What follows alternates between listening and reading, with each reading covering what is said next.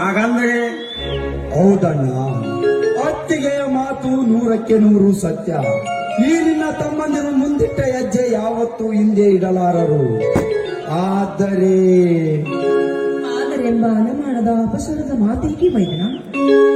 ಅತ್ತಿಗೆ, ಅನ್ಯಾಯ ಭ್ರಷ್ಟಾಚಾರಗಳ ತುಂಬಿ ನಿಂತಿರುವ ಈ ಧನಿಕರ ಪ್ರಪಂಚದಲ್ಲಿ ಈ ಬಡವರ ಕೂಗಿಗೆ ಬೆಲೆ ಸಿಗಬೇಕಲ್ಲ. ನನಗೂ ಒಂದು ಉದ್ಯೋಗ ದೊರೆಯಲಿ. ತಂದೆ ತಾಯಿಗಳಂತೆ ಹೆಚ್ಚಿನ ಅಕ್ಕರೆಯಲ್ಲಿ ಬೆಳೆಸಿದ ನಿನ್ನ ಋಣ ತೀರಿಸುತ್ತೇನೆ. ಅಜಯ್, ನೀನು ಸರ್ಕಾರಿ ನೌಕರಿ ಹಂಬಲಿಸಿ ಯಾಕಪ್ಪ ನೀನು ಸರ್ಕಾರಿ ನೌಕರಿ ಮಾಡಬೇಕೆಂಬ ಹಠಕ್ಕೆ? ನಿನ್ನ ಈ ವರ್ಷ ಡಿಗ್ರಿ ಮುಗಿತು, ನಿನ್ನ ಶಿಕ್ಷಣ ಇಲ್ಲಿಗೆ ಮುಗಿಸಿರಾಯ್ತು. PC ತುತಿ ಇರುವುದರಿಂದ ನೀನು ಶಿಕ್ಷಣ ಮುಗಿಸಿ ಹೆಚ್ಚಿನ ಶಿಕ್ಷಣ ಹತ್ತಲು ನಮ್ಮ ಹತ್ರ ಹಣ ಬೇಡಿಲ್ಲ. ನೀನು ಯಾವುದೋ ಒಂದು ಸ್ವಂತ ಉದ್ಯೋಗ ಮಾಡು, ನಾನು ಬೇಕಾದ ಹಣ ಕೊಡ್ತೇನೆ. ಹೌದಣ್ಣ, ಅಣ್ಣ ಹೇಳುತ್ತಿರುವ ಮಾತು ನಿಜವಿದೆ. ಬಡವರಾದ ನಾವು ಹೆಚ್ಚಿನ ಶಿಕ್ಷಣಕ್ಕೆ ಹೋಗಲು ಹಣದ ತೊಂದರೆ ಇದೆ. ಅದು ಅಲ್ಲದೆ ನಮ್ಮಂತ ಎಷ್ಟೋ ಬಡ ವಿದ್ಯಾರ್ಥಿಗಳು ನಿರುದ್ಯೋಗದಿಂದ ಬಳಲುತ್ತಿದ್ದಾರೆ. ಎಲ್ಲರಿಗೂ ನೌಕರಿ ಎಲ್ಲಿ ಸಿಗಬೇಕು? ಅದಕ್ಕೆ ನಾನು ಒಂದು ನಿರ್ಧಾರಕ್ಕೆ ಬಂದಿದ್ದೇನೆ. ನನ್ನ ಓದನ್ನು ಇಲ್ಲಿಗೆ ನಿಲ್ಲಿಸಿ ಇಬ್ಬರು ಸ್ವಂತ ಉದ್ಯೋಗ ಮಾಡಿ ಅಣ್ಣ ಅತ್ತಿಗೆಯರ ಋಣ ತೀರಿಸೋಣ. ಅಣ್ಣ ಅತ್ತಿಗೆಯರ ಋಣ ತೀರಿಸೋಣ. ವಿಜಯ, ಆಗಲಿಲ್ಲಪ್ಪ. ನೋಡು, ನೀನು ಓದೋದು ಹಂತಕ ಇನ್ನೂ ಮುಗುವುದಿಲ್ಲ. ಅಂದ ಹಾಗೆ ನೀನಿಬ್ಬರು ಒಮ್ಮೆಗೆ ಓದೋದು ನಿಲ್ಲಿಸುವುದು ಬೇಡ. ನೋಡು, ನಿಮ್ಮ ಅಣ್ಣನವರು ಹೇಳೋ ಮಾತಿನಲ್ಲಿ ಸತ್ಯವಿದೆ. ಒಂದು ಸ್ವಲ್ಪ ಯೋಚನೆ ಮಾಡಿ. ಇಲ್ಲಮ್ಮ ಅತ್ತಿಗೆ, ಇಲ್ಲ.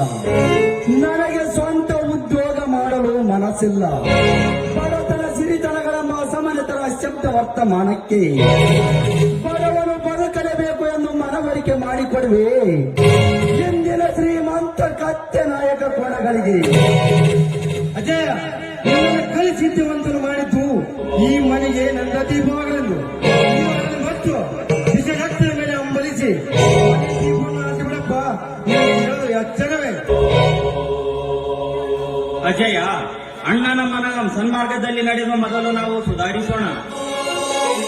ನಂತರ ಇಡೀ ಸಮಾಜವನ್ನೇ ಸುಧಾರಿಸಿದರಾಯಿತು. ಅದಕ್ಕೆ ಸ್ವಲ್ಪ ಕಾಲಾವಕಾಶ ತೆಗೆದುಕೋ ಅಜಯ, ಕಾಲಾವಕಾಶ ತೆಗೆದುಕೋ. ವಿಜಯ, ನೀವಿನ್ನು ಜಗವನ್ನೇ ಅರಿಯದ ಚಿಕ್ಕ ಹುಡುಗ. ನಿನಗೆ ಈ ಸಮಾಜದ ಬಗ್ಗೆ ಇನ್ನೂ ತಿಳಿದಿಲ್ಲ.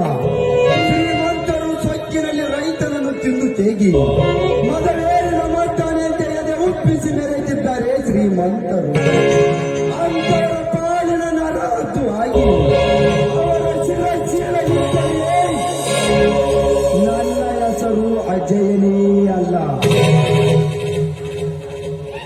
ಅಜಯ, ನೀನು ನನ್ನನ್ನು ಮೈದನಂತೆ ಮಗನಂತೆ ಮಮತೆಯ ಮಡಿಯಲ್ಲಿ ಸಾಕಿ ಬೆಳೆಸಿದ ನನ್ನ ಮನಸ್ಸನ್ನು ನೋಯಿಸಬೇಡಪ್ಪ. ನಾವು ಬಡವರಾಗಿದ್ದರು ಬಡವರ ಮಕ್ಕಳಾಗಿ ಬಾಳೋಣ. ಬಡವ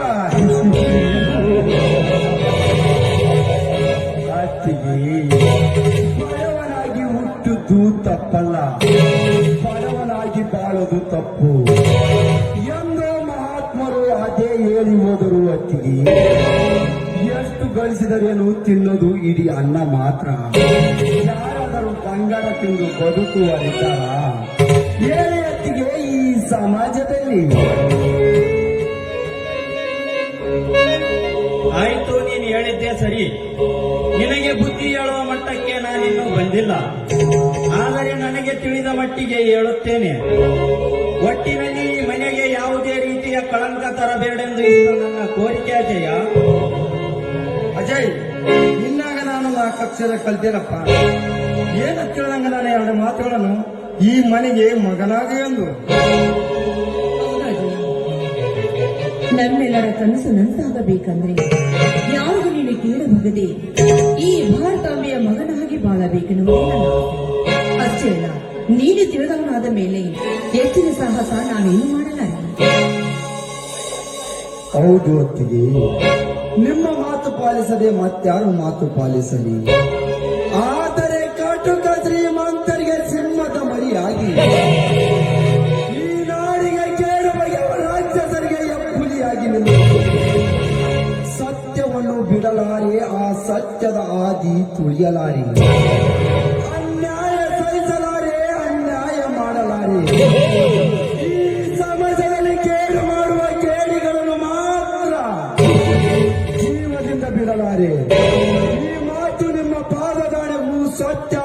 ಸತ್ಯ. ಒಳ್ಳೆ ದಾರಿಯಲ್ಲಿ ನಡೆದು ಮನೆಗೆ ಮಗನಾಗು. ಈ ಸಮಾಜದ ಜನರಿಂದ ಚಪ್ಪಲಿ ತೆಗೆದು ಕೇಳು ಮಾಡಿ ಕಿಡಿಗೇಡಾಗಿ ಈ ಸಮಾಜದ ಕಣ್ಣಿಗೆ ಮಣ್ಣೆತ್ತಿಗಳ ಏನಿನ ಕೊಡುವ ಅಣ್ಣ ಹಚ್ಚಿಗೆ ಮರಾರಿ. ಏನ್ರಿ ಏನೇ ತಿಳಿಯದೆ ನನ್ನ ಮೈದನ ಏನೇನೋ ಮಾತನಾಡಿದ್ರು ಅವರಿಗೆ ಬೆನ್ನ ತಟ್ಟಿ ಪ್ರೋತ್ಸಾಹ ಕೊಡ್ತಾ ಇದ್ದೀರಲ್ಲ. ಅಜಯ, ವಿಜಯ, ನೀವು ಡ್ರೆಸ್ ಬದಲಾಯಿಸಿ ಒಳಗಡೆ ಹೋಗಿ ಆ ನಂತರ ಎಲ್ಲರೂ ಸೇರಿ ಊಟ ಮಾಡುವಿರೈತೆ. ಹೌದು, ನಾನು ಮತ್ತೆ ಬಿಟ್ಟಿನಿ. ನಿಮ್ಮ ರೂಮ್ಗೆ ಡ್ರೆಸ್ ಬದಲಾಯಿಸಿದೆ. ಆಯ್ತು ಅಣ್ಣನೊಂದಿಗೆ ನಾವು ಡ್ರೆಸ್ ಬದಲಾಯಿಸುವಷ್ಟರಲ್ಲಿ ನೀವು ಅಡುಗೆ ಮಾಡಿ ಎಲ್ಲರೂ ಸೇರಿ ಊಟ ಮಾಡೋಣ. ಹೌದು ಅತ್ತಿಗೆ. ನಿಮ್ಮ ಕೈ ಅಡಿಗೆ ತಿಂದು ಬಹಳ ದಿನವಾಗಿದೆ, ತುಂಬಾ ಹಸಿವಾಗಿದೆ, ಬೇಗ ಬನ್ನಿ. ಹೌದು ಅತ್ತಿಗೆ, ಅಜಯ ಅಣ್ಣನ ಓದು ಇಲ್ಲಿಗೆ ಮುಗಿಯಿತು. ಇದೇ ಸಂತೋಷದಲ್ಲಿ ಒಂದು ಹಾಡನ್ನು ಹಾಡಿ ಸಂತೋಷಿಸಿ ಅತ್ತೆ.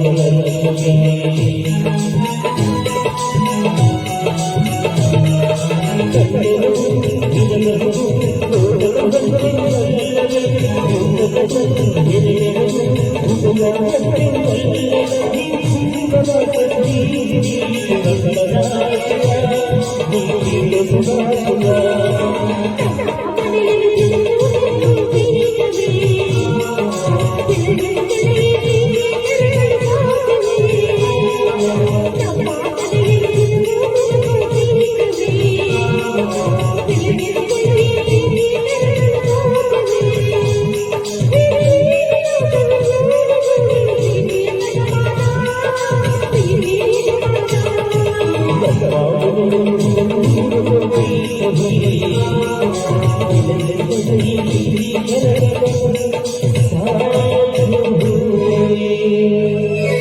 ನಡೆಯಲು ಮೈದ ಒಳಗಡೆ ನೀವು ಡ್ರೆಸ್ ಬದಲಾಯಿಸಿ ಆ ನಂತರ ನಾನು ಊಟಕ್ಕೆ ನೀಡುತ್ತೇನೆ. ಇದೇ ಸಂತೋಷದಲ್ಲಿ ನಮ್ಮ RCBಯ ಮಹಿಳೆಯರು ಕಪ್ಪನ್ನು ಗೆದ್ದಿದ್ದಾರೆ. ಸಂತೋಷದಲ್ಲಿ ಊಟ ಮಾಡೋಣ.